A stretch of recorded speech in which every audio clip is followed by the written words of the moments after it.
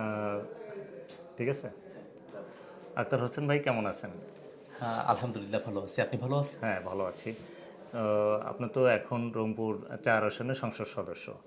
তে এখন এই জাতীয় নাগরিক পার্টির ছাত্রকর্মী, মানে একদম ছাত্রকর্মী থেকে জাতীয় নাগরিক পার্টি, তারপর হচ্ছে সংসদ সদস্য, এই জায়গা থেকে এই যে যে দীর্ঘ পথ চলা, এই পথ চলা আপনার কিভাবে আপনি কঠিন সময়টা পার করছেন, বা এখন আপনার সেই দৃষ্টিভঙ্গিটা কেমন? একজন ছাত্র সংসদের প্রতিনিধি থেকে জাতীয় সংসদের প্রতিনিধি হতে পারা, এটা প্রথমত আল্লাহর দরবারে শুকরিয়া আদায় করি, আলহামদুলিল্লাহ। এবং এই গোটা জার্নিতে আমার কাছে মনে হয় যে হঠাৎই সব কিছু ঘটে গেল। কারণ এই 2018 সালে আমরা কোটা সংস্কারের জন্য আন্দোলন করলাম। 2018 সালে আমি প্রশ্ন ফাঁস বিরোধী অনশনে বসলাম। সে অনশনের সময়গুলো এখন আমার কাছে জীবন্ত মনে হয়, কারণ খুব বেশি আগের স্মৃতি মনে হয় না। কিন্তু 2018 এর পরের এই যে 2026-এ এখন এসে পৌঁছেছি, এই যে মাঝখানের কয়েকটা বছর বছর চলে গেছে, কিন্তু আমার কাছে মনে হয় যে না, ঘটনাগুলো মনে হয় খুব কাছাকাছি সময়ে ঘটলো।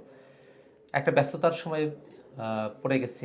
কারণ যখন রাজনীতিতে ইনভলভ হয়েছি, এটা মূলত আগে অ্যাক্টিভিজমের মধ্য দিয়ে আমার রাজনীতিতে আসাটা। প্রথমত আমি নিজেকে একজন অ্যাক্টিভিস্ট হিসেবে দেখতেই পছন্দ করি। প্রথাগত রাজনৈতিক যে চরিত্র বা রাজনৈতিক যে বিষয়গুলো, সেগুলো এখনও রপ্ত করার আমার অনেক কিছুই বাকি।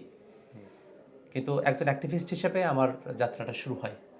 আমি 2018 সালে কোটা সংস্কারের যে আন্দোলন, তখন অংশগ্রহণ করার কারণে আমাকে হল থেকে বের করে দেওয়া হলো, পিটিয়ে।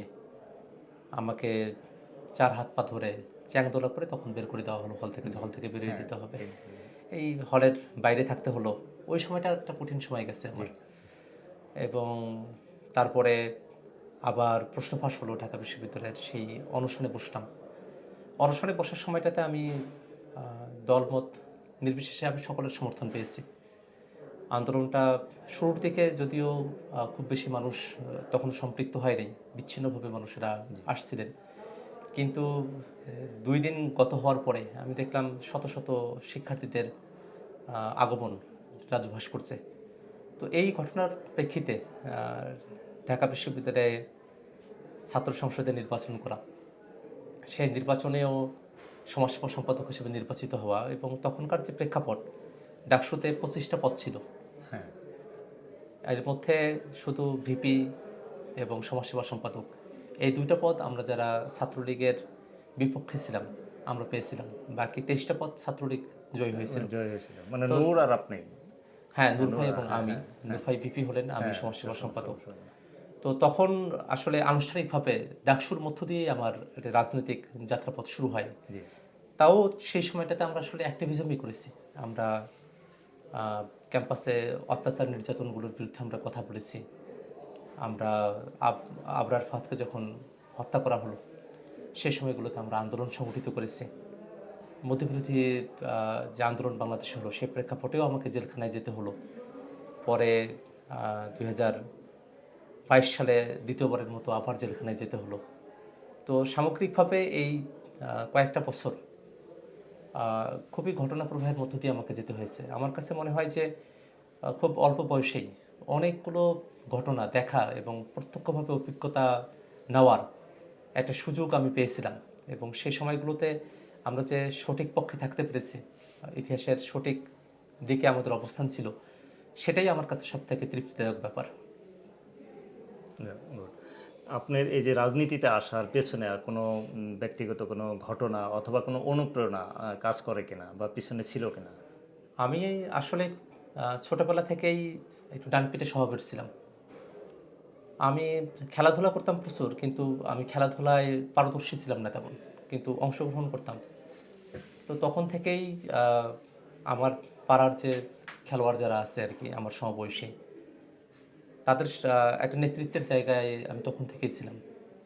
এবং প্রথম থেকে আমার যেটা ইচ্ছা ছিল যে আমি লেখাপড়ার সাথেই সম্পৃক্ত থেকে আমি হয়তো ওকালতি করব এবং একটা ক্যারিয়ার সেদিকে ডেভেলপ করব, সেটাই প্রথম থেকে বিশ্ববিদ্যালয়ে আসার পরে আমার লক্ষ্য ছিল। আমি আইনের ছাত্র হিসেবে এই বিষয়গুলো জানতাম এবং তখনই যখন আমরা ভোক্তা অধিকার সংরক্ষণের মতো বিষয়গুলো জেনেছিলাম, ওই সময়গুলোতে আমি দুই একটা জায়গায় এরকম কথাবার্তা হয়েছে যে কোনো একটা খাদ্যে ভেজাল বা কোনো একটা পণ্যের দাম বেশি নেওয়া হচ্ছে, সে সময়গুলোতে প্রতিবাদ করছি। বিষয়গুলো ছোট, কিন্তু এই প্রতিবাদী একটা ব্যাপার, সেটা আমার চরিত্রে অনেক আগে থেকেই এটা ছিল। ছাত্র অবস্থা থেকেই ছিল। কিন্তু এটা যে রাজনীতিতে কনভার্ট হবে সেরকম ধরনের কোনো আমার সুনির্দিষ্ট পরিকল্পনা ছিল না। আমি মূলত অ্যাক্টিভিজম করতাম, ন্যায়ের পক্ষে কথা বলতাম, আন্দোলন সংগ্রাম করতাম, সহজে ভয় পেতাম না। তো 2018-তে যেমনটা আগে বলেছি, কোটা সংস্কার আন্দোলনটা করার পরে আমাকে যখন হল থেকে বের করে দেয়, তখন আমি ঢাকা শহরে এখানে থাকি সেখানে থাকি। এই বন্ধুর মেসে কয়েকদিন আমি ঢাকা কলেজে আশ্রয় নিলাম, সেখানে আমাকে ছাত্রলীগের ছেলেরা তাড়া করলো, সেখান থেকে আমাকে বেরোয় আসতে হলো। তো এই সবগুলো মিলিয়ে একটা অস্থির অবস্থার মধ্য দিয়ে যাচ্ছিলাম। তো তখন আমি টিউশনি করাই, মূলত এডমিশনের ছেলে মেয়েদেরকে পড়াই। তো আমি কল্যাণপুরে একটা টিউশনি করাতাম। তো তারা ভর্তি পরীক্ষায় অংশগ্রহণ করলো, 3 জন শিক্ষার্থী ছিল, অংশগ্রহণ করলো। তো সেবার প্রশ্ন ফাঁস হলো। তো আমি বেতনের টাকা আনার জন্য তাদের বাড়িতে যাওয়ার পরে আমার একজন স্টুডেন্ট আমাকে এই কথা বললো যে আমরা তো পড়ালেখা করে পরীক্ষা দিলাম, এখন যারা প্রশ্ন ফাঁস হয়ে পরীক্ষা দিল তারা তো সিরিয়াল আগার সামনের দিকে থাকবে এবং তারাই তো বিশ্ববিদ্যালয়ে চান্স পাবে, তাহলে আমরা এত পড়ালেখা করে আমাদের কি হবে? যারা পড়ালেখা করে পরীক্ষা দিল তারা তো তাদের ন্যায্য মূল্যায়নটা পাবে না, তারা তো বিশ্ববিদ্যালয়ে চান্স পাবে না। তো এই বিষয়টা আমাকে সবথেকে বেশি তাড়িত করেছিল সেই সময়টাতে। আমার মনে হয়েছিল যে আমি বেতনের টাকাটা নিচ্ছি, কিন্তু তার সাথে একটা দায়ভারও এটা আমার উপরে এসে পড়ছে। এটা ব্যক্তিগত দায়ভার না, এটা একটা সামাজিক দায়ভার যে প্রশ্ন ফাঁস হচ্ছে। তো আমি বিশ্ববিদ্যালয়ে আসছি সে বাড়ি থেকে, তখন নীলক্ষেত মোড়ে আমি নামলাম। সেখানে আমি কাগজ কিনলাম, মার্কার পেন কিনলাম, আমার বন্ধুদের সাথে বিশ্ববিদ্যালয়ে এসে কথা বললাম। তখন পরিবেশটা খুবই অবরুদ্ধ, কেউই আসলে কথা বলবে, সাহস করবে সে ধরনের পরিবেশ ছিল না। কারণ 18 কোটা সংস্কার আন্দোলনের পরেও একটা নির্যাতন নিপীড়ন ছিল, গ্রেফতার করে নিয়ে যাওয়া হয়েছিল। আমার এক সাংবাদিক বন্ধু ক্যাম্পাস সাংবাদিকতা করতো, তার সাথে আমার কথা হলো। আমি বললাম যে বন্ধু, আমি এরকম অনশন করতে চাই, আমি আন্দোলন করতে চাই। ও আমাকে বলেছিল যে আহ, সাংবাদিক হিসেবে বলবো যে তুমি এই আন্দোলনটা করো, আর বন্ধু হিসেবে বলবো যে না বন্ধু, তুমি এগুলো করিও না। তখনকার পরিবেশটা এতটাই কঠিন ছিল আর কি। তো এই একটা বিবেকের টান, একটা বিবেকের দায়বদ্ধতা, সেখান থেকেই আন্দোলনে বসা, একটা পরিস্থিতি আসা, এবং এর মধ্য দিয়েই কিন্তু আস্তে আস্তে মানুষের কাছে তাদের কথাগুলোর একটা প্রতিনিধিত্ব করতে পারা, সেই জায়গা থেকেই রাজনীতিতে জড়িয়ে পড়া। আচ্ছা, এই যে ছাত্র আন্দোলনের সময় থেকে আপনাকে বিভিন্ন হল থেকে বের করে দেওয়া, তারপরে বিভিন্ন ধরনের হয়রানি, তো এই যে যে হামলা মামলা, বিভিন্ন যে অভিজ্ঞতা, তা আপনার রাজনৈতিক দর্শনকে কিভাবে বদলে দিয়েছে আপনি মনে করেন? আমি ক্যাম্পাস জীবনে আন্দোলন সংগ্রাম করতে গিয়ে অনেকবার নির্যাতনের মুখে পড়েছি, অত্যাচারিত হয়েছি এবং মারধর, এমনও কিছু ঘটনা আছে যে ঘটনাগুলো আসলে সেই সময়টাতে আমরা কাউকে বলতেও পারিনি। আমি একটা ঘটনার কথা মনে করতে পারি। ঢাকা বিশ্ববিদ্যালয়ের শেখ মুজিব হলের একজন শিক্ষার্থী ডেঙ্গুতে মারা গেলেন। তো তার মরদেহ ছিল মেডিকেল থেকে সেই মরদেহ ক্যাম্পাসে আসার কথা। তো ছাত্রলীগের ছেলেরা, আমি গাড়িতে ছিলাম, মরদেহের গাড়িতে। তো হঠাৎ করে পান্থপথ থেকে গাড়ি ঘুরিয়ে ফেলল, তারা আর ক্যাম্পাসে নিয়ে আসলো না, তারা অন্য একটা জায়গায় লাশ নিয়ে গেল। সেখানে ছাত্রলীগের ছেলেরা, আমি শুধু একা ছিলাম এবং বাকিরা সব ছাত্রলীগের, আরও ছাত্রলীগের ছেলেরা আসলো এবং আমাকে মারধর করলো। আমি রক্তাক্ত অবস্থা, আমার বন্ধু মোল্লা শুভ্র তখন আমার সাথে ছিল, সে খুব অনুরোধ করছিল, তাকেও মারধর করলো, আমাকেও মারধর করলো, রক্তাক্ত। এরকম অনেক ঘটনা যেগুলো আমি কোথাও কখনো বলতে পারিনি। তো আমার কাছে যেটা মনে হয়েছে যে আমরা এই যে রাজনীতি করতে এসে বা অ্যাক্টিভিজম করতে এসে এই যে মারামারি, হানাহানি, এই যে একটা ব্যক্তিগত শত্রুতার জায়গায় নিয়ে যাওয়া, মানুষকে কথা বলতে না দেওয়া, কথা বলার কারণে তাকে নির্যাতন নিপীড়ন করা, একটা ন্যায্য আন্দোলন করতে গেলে নির্যাতন নিপীড়ন করা, এই বিষয়গুলো এটা আসলে ঠিক না। আমার কাছে মনে হয়েছে যে আমাদের যদি প্রাতিষ্ঠানিক জায়গাগুলো আমরা যদি ডেভেলপ করতে পারতাম, যদি আমাদের প্রতিষ্ঠানগুলো কোনো দলের করায়ত্ত না হতো, সেটা যদি ইন্ডিপেন্ডেন্টলি ফাংশন করতে পারতো, সেক্ষেত্রে হয়তো আমরা আরও সুন্দরভাবে আমাদের দেশটাকে সামনে আগায় নিয়ে যেতে পারতাম। এই জুলাই গণ অভ্যুত্থান আমরা দেখেছি অনেক নারীরা মার খেয়েছে, তারা সম্মুখভাবেই ছিল। ইভেন এনসিপি গঠনের সময় অনেক নারীরা এগিয়ে এসেছিল, কিন্তু পরবর্তীতে দেখা গেল বিভিন্ন ধরনের কার্যক্রমে তাদেরকে আর দেখা যায় না। ইভেন এমনও হয়েছে যে যারা ছাত্র আন্দোলনে এগিয়েছিল সেসব নারীরা অনেক বুলিংয়ের শিকার হয়েছে এবং পরবর্তীতে পিছিয়ে গিয়েছে। তো এখন পর্যন্ত নারীরা সেই আন্দোলনের সময় যেভাবে ছিল এখন আর নেই, অনেকটা পিছিয়ে গেছে। এর কারণ কি বলে মনে করেন আপনি? একটা স্বতঃসিদ্ধ ব্যাপার হলো যে আমাদের মতো দেশে নারীদের জন্য রাজনীতিতে অংশগ্রহণ করতে পারাটা তুলনামূলকভাবে চ্যালেঞ্জিং, পুরুষদের থেকে এটা চ্যালেঞ্জিং।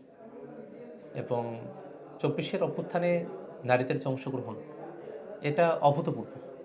বাংলাদেশের আন্দোলন সংগ্রামে আমরা নারীদের এত বৃহৎ অংশগ্রহণ, এত স্যাক্রিফাইসিং মেন্টালিটি থেকে অংশগ্রহণ, এটা আমরা খুবই কম দেখি আর কি। 24-এর অভ্যুত্থানের সময়টাতে নারীরা, বিশেষত নারী শিক্ষার্থী যারা, তাদের প্রথমে অংশগ্রহণ, পরে আমরা দেখেছি আমাদের মায়ের বয়সী যারা, তারাও এই আন্দোলনে এসে অংশগ্রহণ করলেন। এটা একটা স্বতঃস্ফূর্ত জায়গা থেকে তাদের এই অংশগ্রহণটা ছিল। তারা আসলে এই যে এত খুন হচ্ছে, এত রক্ত, এত জীবন চলে যাচ্ছে মানুষের, এটা তারা আসলে মাতৃত্বের যে অনুভূতি, সেখান থেকে তারা এটাকে সহ্য করতে পারেননি। তারা রাজপথে এসেছিলেন, তারা রাজপথে এসেছেন, তারা সাহস করেছেন। এমন অনেক সাহসী সচিত্র ভাবে আমাদের কাছে এসেছে। যদিও আমি আন্দোলনের একটা পর্যায়ে জেলখানায় গেছিলাম, কিন্তু পরে এসে আমাদের নারীদের অংশগ্রহণমূলক এমন অনেক ভিডিও আমি দেখেছি, যেটা সারা জীবনের জন্য আমাদের অনুপ্রেরণাদায়ী একটা ব্যাপার হয়ে থাকবে। কিন্তু দুর্ভাগ্যের বিষয় এটাই যে আন্দোলনের পরবর্তী যে সময়কাল, তারপরে নারীরা তারা এই রাজপথের দৃশ্যপট থেকে তারা ক্রমাগত তাদের সংখ্যা হ্রাস পেতে থাকে। তারা তাদের ঘরে ফিরে যাওয়া শুরু করেন। এই বিষয়টাতে একটা পর্যবেক্ষণ হলো এরকম যে আমরা খুব সুইটেবল এখনো পরিবেশ তৈরি করতে পারিনি। দ্বিতীয়ত হলো আমাদের নারীরা যারা 24-এর অভ্যুত্থানে অংশগ্রহণ করেছিলেন, তখন যে একটা বিশেষ প্রেক্ষাপট তৈরি হয়েছিল, যে প্রেক্ষাপটের মধ্য দিয়ে তাদের মধ্যে তখন একটা অন্যায় যেটা ঘটে চলছে, সেটার প্রতিবাদ করাটা তারা যেভাবে গ্রহণ করে নিয়েছিল, তারা 24-এর অভ্যুত্থানের পরবর্তী যে সময়কাল, তখন এসে ওই অন্যায় অত্যাচার যেগুলো ওই সময়ের মাত্রা, সেই মাত্রাটা পরবর্তীতে এসে এটা তো অভ্যুত্থানের আমাদের একটা বিজয় হলো। সেই বিজয়ের পরে তারা আর সেইভাবে অংশগ্রহণ করার জায়গাটা তাদের মধ্যে কমে গেল। এটাতে সামগ্রিকভাবে আমাদের রাজনৈতিক কাঠামোর একটা দায় আছে। আমরা দেখেছি যে নারীরা যদি রাজনীতিতে অংশগ্রহণ করে, তো তাদেরকে নানা ধরনের কটু কথা বলা হয়। সাইবার হ্যারাসমেন্ট খুবই কমন একটা বিষয় হয়ে দাঁড়িয়েছে। এটা সকল দলের সকল নারীর ক্ষেত্রে এটা ঘটছে। তো এই দল, ধরুন দল এ, তাদের কোনো একজন নারী, তার ব্যাপারে দল বি এর অনেকেই খুব কুৎসা রটনা করছে। এমন ধরনের কুৎসা রটনা করছে সেগুলো যথার্থই মানে চারিত্রিকভাবে সংশ্লিষ্ট এবং সেটা অপবাদের শামিল। এমন ঘৃণ্য অপবাদ তাদের ব্যাপারে দেওয়া হয়, যেটা আসলে একজন নারীর মানসিকভাবে শক্তি থাকে না। তো এই জিনিসটা আমরা কিন্তু এখনো কমাতে পারিনি। এটা আবার এক দল আরেক দলের ব্যাপারে করছে, সেই দল আবার অন্য দলের ব্যাপারে করছে। এই জায়গাটাতে একটা পরিবর্তন নিয়ে আসা প্রয়োজন। এবং নারীরা তারা যাতে একটা সমান অংশগ্রহণের সুযোগ পায়, সেজন্য বিশেষভাবে নারীদেরকে আমাদের সাহস দেওয়া, এবং নারীরা যাতে একটা এনভায়রনমেন্ট পায়, যে এনভায়রনমেন্টে তারা নিজেদেরকে নিরাপদ বোধ করবে, সেই এনভায়রনমেন্টে দিতে পারাটা আমাদের জন্য ইম্পর্টেন্ট। আমরা যদি নারীদেরকেও সমান তালে আমাদের সাথে রাখতে চাই। তবে জাতীয় নাগরিক পার্টি আমরা এই চেষ্টাটা করে আসছি একদম শুরুর সময় থেকে। আমরা বলেছি যে এই বাংলাদেশটা নারী এবং পুরুষ আমাদের সকলের অংশগ্রহণের মধ্য দিয়ে, এবং আমরা আমাদের সাথে এমন অনেক নারীরা আছেন যারা অভ্যুত্থানে অংশগ্রহণ করেছেন। অনেকে চাকরি ছেড়ে দিয়ে এসে আমাদের সাথে অংশগ্রহণ করেছেন, রাজনীতিতে আছেন, নিজেদেরকে সম্পৃক্ত করার চেষ্টা করছেন। আমরাও চেষ্টা করছি নারীদেরকে শুধু নারী হিসেবে না, বরং তার যে যোগ্যতা এবং দক্ষতার জায়গাগুলো আছে সেগুলোর মূল্যায়ন হিসেবেই রাজনীতিতে তাদেরকে গুরুত্বপূর্ণ জায়গায় রেখে তারা শুধুমাত্র সামনের সারিতে থাকবেন এমন হিসেবে না, বরং তারা রাজনীতিতে সর্বত্র থাকবেন, রাজনীতিটাকে পরিচালনা করবেন, তেমন একটা জায়গায় নারীদেরকে নিয়ে যাওয়ার জন্য যে কার্যক্রম সেটা আমরা জাতীয় নাগরিক পার্টি আমরা অব্যাহত রাখছি। আচ্ছা, জুলাই গণ অভ্যুত্থান হয়ে গেছে 2 বছর হয়ে গেল। আমাদের এই অভ্যুত্থানের যে চেতনাটা ছিল বা যে স্বপ্নটা ছিল, বড় একটা আকাঙ্ক্ষা ছিল জাতির সামনে, সেই প্রতিনিধিত্বের জায়গা থেকে আপনি পার্টিসিপেট করেছেন এবং আমাদের সেই স্বপ্নটা কি এখনও কি রাজনৈতিক টানাপোড়েনের মধ্যে রয়ে গেছে? এখনও তো একটা রাজনৈতিক দল ক্ষমতায় এসেছে, আপনারাও আছেন এনসিপির লোকজন। তা একটা জাতির তো একটা স্বপ্ন ছিল বা গণ অভ্যুত্থানের একটা চেতনা বা স্বপ্ন ছিল, সেই স্বপ্নটা কি স্বপ্নই রয়ে গেল নাকি আড়ালে পড়ে গেল? এই রাজনৈতিক টানাপোড়েনে আপনার অভিমতটা কি? জুলাই অভ্যুত্থান, বিপ্লব যে নামেই আমরা ডাকি, এরপরের যে বাংলাদেশ, সেখানে আমাদের অনেক অর্জন আছে। আমরা একটা ফ্যাসিবাদী শাসনকাল বাংলাদেশে আমরা পার করেছি, যখন মানুষকে আয়না করে নিয়ে গিয়ে নির্যাতন করা হতো, গুম করে রাখা হতো, মানুষেরা কোনোভাবেই কোনো কথা বলতে পারতো না, বাক স্বাধীনতার লেশমাত্র ছিল না, মানুষের কোনো ভোটাধিকার ছিল না এবং সমস্ত প্রতিষ্ঠানগুলোকে করায়ত্ত করে ফেলা হয়েছিল। সেরকম একটা দুঃশাসন থেকে মুক্তি লাভ করতে পারাটা জুলাই অভ্যুত্থানের সব থেকে বড় অর্জন হিসেবে আমি দেখি। কিন্তু জুলাইয়ের সময়টাতে বা পৃথিবীতে যত বিপ্লব সংঘটিত হয়েছে, যত যুদ্ধ বা অভ্যুত্থান, সব সময়টাতে মানুষের একটা বৃহৎ চাওয়ার জায়গা থাকে। এটা খুবই স্বাভাবিক। মানুষেরা অন্যায় অত্যাচার থেকে মুক্তি পেয়ে তারা এমন একটা সমাজ তারা প্রত্যাশা করেন যেখানে কোনোভাবেই আর কোনো অন্যায় থাকবে না, যেখানে কোনোভাবেই আর কোনো নিষ্পেষণ, আর কোনো নিপীড়ন বা নাগরিক যে সুবিধাগুলো আছে সেই সুবিধাগুলো কোনোভাবেই আর সেখানে ব্যত্যয় হওয়ার সুযোগ তৈরি হবে না, এমন একটা সোসাইটির প্রত্যাশা আমরা সকলে করি। তা আমরা জুলাই অভ্যুত্থানে যতদূর পর্যন্ত প্রত্যাশা করেছিলাম সেই প্রত্যাশাটা পুরোটা আমরা এখনো পূরণ করতে পারি নাই।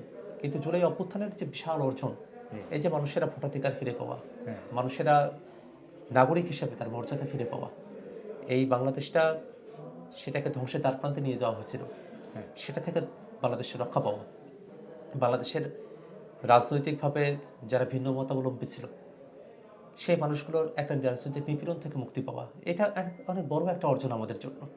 এবং এই অর্জনের জন্য 24-এর যে অভ্যুত্থান, সেটা বাংলাদেশের মানুষের কাছে একটা চিরস্মরণীয় একটা ব্যাপার হয়েই থেকে যাবে। আচ্ছা, জুলাই গণ অভ্যুত্থানে অনেক মানুষ শহীদ হয়েছে, অনেক আহত হয়েছে। সেই আবু সাইদ থেকে শুরু করে, মুগ্ধ থেকে শুরু করে, এদেরকে অনেকে চেন, অনেকে নাম না জানাও অনেক লোক আছে শহীদ হয়েছেন, আহত হয়ে আছেন, তাদের পরিবার অনেক কষ্টে আছে।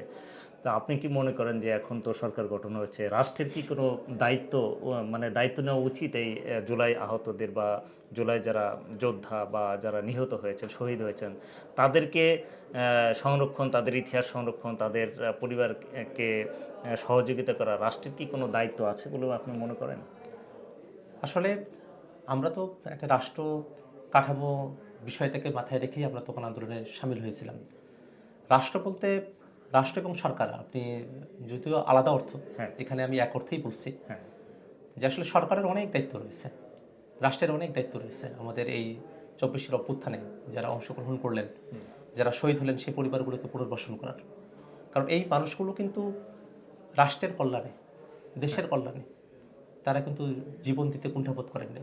তো সেই মানুষের পরিবার, হয়তো তিনি একমাত্র উপার্জনক্ষম ব্যক্তি ছিলেন যার উপার্জনে এই পরিবারটা চলতো, সে মানুষটা শহীদ হয়ে যাওয়ার পরে সে পরিবারটা কিন্তু আর ভালো চলছে না, না, সে পরিবারটার দিকে তাকানো প্রয়োজন, পুনর্বাসনের আওতায় নিয়ে আসা প্রয়োজন। এমন অনেক আছেন যারা যদি এখনও ভালো চিকিৎসা তাদেরকে দেওয়া হয় তারা হয়তো সুস্থ হয়ে উঠবেন। অনেকে আছেন যাদের 2 চোখ নাই, তারা এখন আর দেখতে পান না, এই সংখ্যাটাও অনেক, অনেক কয়েক শত।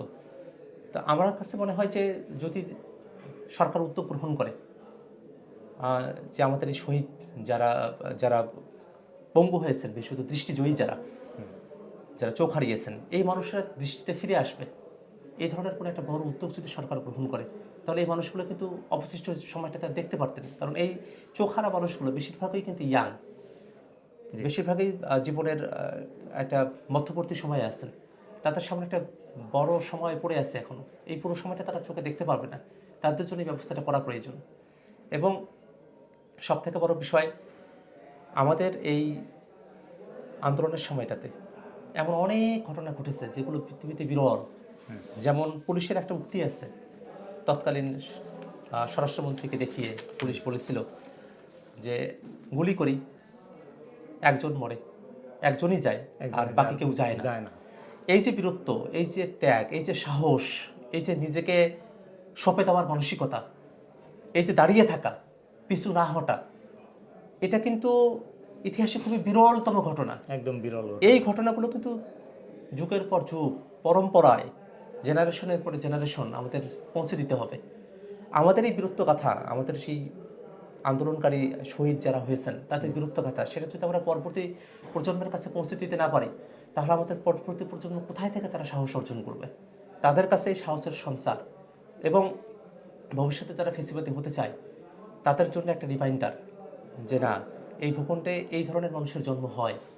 সেটা যদি আমরা সংরক্ষণ না করি স্মৃতিতে, সেটা যদি আমরা সময়ে সময়ে বিভিন্ন আয়োজন করা, সময়ে সময়ে বিভিন্ন ধরনের প্রোগ্রামের কথা বলা, এবং আমাদের একটা জুলাই জাদুঘর করার এখন কার্যক্রম চলছে। এই নানা মাত্রায় সাহিত্যে, চলচ্চিত্রে, নাটকে নানা মাত্রায় এই জুলাইয়ের ঘটনা প্রবাহকে নিয়ে আসা, তার কিন্তু সুযোগ আছে এবং খুব সুন্দর ঘটনা প্রবাহের মধ্য দিয়ে এটা সচিত্রভাবে এটাকে ধারণ করে রাখা সম্ভব। এবং সেটা তো বেসরকারি উদ্যোগে এটা করা খুবই কঠিন। এবং এই কারণেই আমি মনে করি যে সরকারের দায়টা এখানে সব থেকে বেশি, যে সরকারকেই দায়িত্ব নিয়ে জুলাইকে সংরক্ষণ করতে হবে এবং জুলাইকে প্রজন্মের পর প্রজন্ম ধরে এটাকে এটার বীরত্বকথা পৌঁছে দেওয়ার যে দায়িত্ব, সেটা সরকারকেই গ্রহণ করতে হবে। আচ্ছা, ধর্মীয় রাজনীতির যে উত্থান হচ্ছে দেশে বর্তমান রাজনৈতিক প্রেক্ষাপটে, এটাকে আপনি কিভাবে দেখছেন? বাংলাদেশে যখন ধর্মীয় রাজনীতি এ কথা বলা হয় আর কি, তখন নানা অ্যাঙ্গেল থেকে এটাকে দেখা হয়। এক, বাংলাদেশে এখন জামাতে ইসলামী তাদের বিরোধী দল হওয়াটাকেই যদি ধর্মীয় রাজনীতির উত্থান হিসেবে দেখা হয়, তাহলে এক ধরনের ব্যাপার। কিন্তু আমরা একটা জিনিস খেয়াল করে দেখেছি যে 5 আগস্টের পরের সময়কালে অনেকেই এই কথাটা বলার চেষ্টা করেছেন যে বাংলাদেশে একটা ধর্মীয় রাজনীতির উত্থান হয়েছে। কিন্তু বাস্তবতা হলো যে বাংলাদেশের মানুষ তারা কিন্তু ধর্মভীরু, তারা ধর্ম পালন করেন তাদের জায়গা থেকে। কিন্তু সামগ্রিকভাবে বাংলাদেশের যে গোটা রাষ্ট্রকাঠামো আছে, এই গোটা রাষ্ট্রকাঠামো, সে রাষ্ট্রকাঠামো তো একটা প্রচলিত যে রাষ্ট্রকাঠামো তার মধ্য দিয়ে এটা চলছে। এটা তো কোনোভাবেই রাষ্ট্রকাঠামো ইসলামাইজেশন হয়ে গেছে এমন ধরনের কোনো ঘটনা কিন্তু এখন পর্যন্ত ঘটেনি। বরং আমি যেটা দেখি যে বাংলাদেশে 24-এর অভ্যুত্থানের পরে মানুষের বাকস্বাধীনতার জায়গাটা বেড়েছে, মানুষেরা কথা বলছেন। আমরা জাতীয় নাগরিক পার্টি এনসিপি আমরা একটা মধ্যমপন্থী ধারায় রাজনীতি করছি, এই রাজনীতিটাও কিন্তু মানুষের কাছে খুবই গ্রহণযোগ্য হয়েছে। বাংলাদেশের মানুষেরা একটা মধ্যমপন্থী রাজনীতির অপেক্ষায় ছিলেন, যে রাজনীতিটাতে ধর্ম থাকবে সেখানে শ্রদ্ধার জায়গায়, যেখানে ধর্ম পালন করার কারণে কাউকে নিপীড়ন করা হবে না, আবার ধর্মের ভিত্তিতে কোনো বৈষম্যও করা হবে না, আবার ধর্মকে ব্যবহার করে যে উগ্রপন্থা সেটারও কোনো চর্চা হবে না। একটা সম্প্রীতির মধ্য দিয়ে আমরা আমাদের দেশটাকে সামনে থেকে এগিয়ে নিয়ে যাব, এই যে রাজনীতির বার্তা জাতীয় নাগরিক পার্টি এনসিপি নিয়ে এসেছে, এটাও কিন্তু মানুষের কাছে খুবই জনপ্রিয় হয়েছে। সামগ্রিকভাবে আমার কাছে যেটা মনে হয় যে 24-এর আগের যে সময়কাল, তখন বাংলাদেশের ধর্মপ্রাণ মানুষ, তাদেরকে নানাভাবে নিপীড়ন করা হতো। হয়তো 24-এর পরের যে সময়কাল, এই নিপীড়নের জায়গাটা হয়তো কমে এসেছে। এই জায়গাটাকেই যদি ডানপন্থী বা যারা ধর্মীয় রাজনীতির উত্থান হিসেবে দেখা হয়, তাহলে এটাকে আমি একটা সংকট হিসেবে দেখব। বরং আমার কাছে যেটা মনে হয় যে বাংলাদেশের মানুষেরা তারা একটা মধ্যমপন্থী রাজনীতি বিশ্বাস করেন বেশিরভাগ মানুষই, এবং সে জায়গা থেকে রাষ্ট্রকাঠামোতে থেকে কারো উপরে ধর্মীয়করণের নিপীড়ন করা হবে না, এটা নিশ্চিত করতে পারা, ধর্মের প্রতি শ্রদ্ধাবোধ রাখতে পারা, এতটুকু এনশিওর করতে পারাটাই বাংলাদেশের মানুষের চাহিদার জায়গা। আচ্ছা, তো ছাত্র আন্দোলন থেকে শুরু করে এখন সংসদ সদস্য হওয়ার পরে আপনি দেশের মানুষের সেবা করার একটা সুযোগ পেয়েছেন। তো সেই দৃষ্টিভঙ্গি থেকে এখন আপনি দেশের মানুষের জন্য, আপনি তো সারা দেশের মানুষের একটা প্রতিনিধিত্ব করছেন, সারা দেশ প্লাস আপনি রংপুর বিভাগের লোক বা রংপুর অঞ্চলের লোকের মানুষের সেবার জন্য আপনি কতটুকু ডেডিকেটেড বলে মনে করেন বা আপনার কি করার ইচ্ছা আছে? আসলে আমরা যারা রংপুর অঞ্চলের মানুষেরা আছি, আমরা দীর্ঘ সময় ধরে কাঠামোগতভাবে এই বৈষম্যের শিকার হয়ে আছি। আমাদের ওখানে খুব বেশি একটা বাজেট যায় না, আমাদের সিটি কর্পোরেশনের বাজেট যায়ই না একেবারে, রংপুর একটা সিটি কর্পোরেশন। এবং বড় বড় যে প্রকল্পগুলো দেখবেন, এটা দক্ষিণাঞ্চল কেন্দ্রিক এটা হয় আর কি, আমাদের উত্তরাঞ্চল কেন্দ্রিক বড় ধরনের কোনো প্রকল্প আমরা দেখি না। আমরা উত্তরাঞ্চলের মানুষেরা দীর্ঘ সময় ধরে তিস্তা মহাপরিকল্পনা, সেই ধরনের একটা দাবিতে আমরা সোচ্চার আছি, আমরা কথা বলছি, কিন্তু এখনো পর্যন্ত কিন্তু সে ধরনের আশার আলো এখনো পর্যন্ত নিশ্চিতভাবে আমরা এটা এখন পর্যন্ত দেখতে পারিনি।